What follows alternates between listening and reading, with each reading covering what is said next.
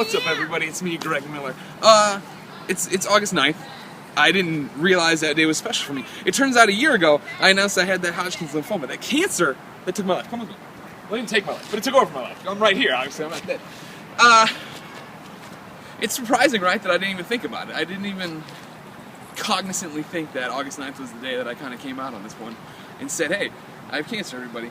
And that's weird. I was more hung up on next week's the 1-year anniversary of a conversation with Colin. So I was like, I have a whole bunch of stuff prepped for that. I'm totally ready for that. But yeah, the cancer thing, I wasn't ready to deal with today. So I guess the only thing I can say, right, is thank you. Like, you know, I couldn't have done any of this without you guys' support. Obviously, August 9th when I put up the blog, Kotaku, a whole bunch of other sites, they came out and, you know, supported me, put up little messages about me. That meant, you know, the world to me, obviously. But then, of course, the outpouring of love from you guys, my fans, my subscribers, everything like that.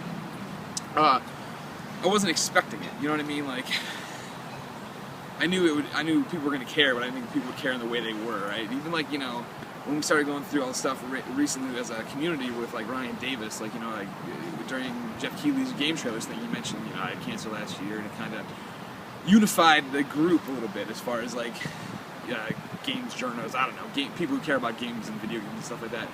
And so, like, you know, cancer was by far the hardest thing I've ever had to do in my life. Like, you know, chemo is terrible. Like, it's just awful. Like, I wasn't prepared for that. Like, it was a lot tougher than I thought it would be.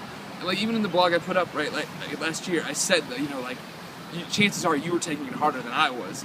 And it was true. Like, the only time I got choked up finding out I had cancer when I was reading like the CT report, right? And it was like, oh, it's all up here, and, you know, it wasn't in my face. I don't know why I gestured in my face, but all up here and in my armpits and stuff, my chest.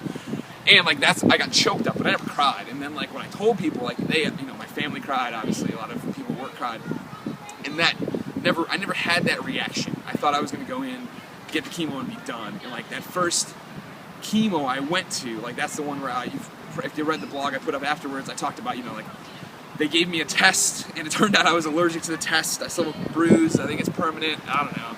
And that's when I lost my vision, and I lost feeling in this side of the body, and then they had to like put IVs in different hands and stuff. And that's when I came home. And like when I finally got home, like I shut the door and went in my room and just bawled. Like, 'cause, like I couldn't believe how tough it was. And it only got worse. It was a lot worse than that after a while. And so, you know, I don't even think about it anymore. Like, that was like, I don't know. It's hard to put into words, right? Like, I was supposed to be on a 9-month regimen, but I did it in 6 because for some reason I'm fast at that and slow at everything else in life. But I mean, it was 6 months of, you know, I got it in August. We pretty much started, and it was done. Like, I had my final chemo right before Christmas, and so it's bizarre to think now. It's, you know, again, we're back to August, so it's, you know, 7-8 months without any like worries, right? I have hair again, except for this white spot, and it's a different life, all right? You know, I mean, like, you think back to that, even a year ago, I wasn't going through chemo yet. Like, it was still a completely different life. So it's this weird alternate universe where it all happened, and I kind of compartmentalize it and forget about it, right? And then I worry about my dumb YouTube shows, or what I got to review here, who's coming on up at noon, or what this guest is, or what, you know what I mean? Like, you get caught up in all the other stuff, and you forget how lucky you are. And I'm lucky because of you. I'm lucky for the support you've given me. I would not have been able to do this without you guys. And like, this is one of the things I couldn't articulate at Beyond 300. Because at Beyond 300, I started choked up at the end, and I just stopped because it wasn't the place. Like, we had a whole bunch of people who really wanted to get drunk, and we had a band who wanted to perform. And Troy Baker, he was over there tapping his foot. But I mean, like, I know how lucky I am. There's very few people, I think, who get to know truly how blessed their lives are until they have to go through something really, really bad, right, and have an outpouring of support like this. So, as always, thank you for your support. Follow me on Twitter, subscribe to the YouTube channel, and I'll talk to you later. Beyond.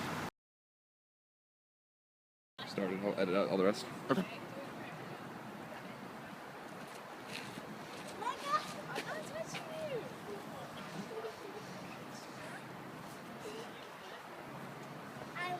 Do you want this frame like as you get to the bottom, or should I have the whole slide and show you sliding? Frame it so I slide in frame. Okay. It's fine. I know. You all set? Yep. And I'm gonna do it again. It's all wet and gross too.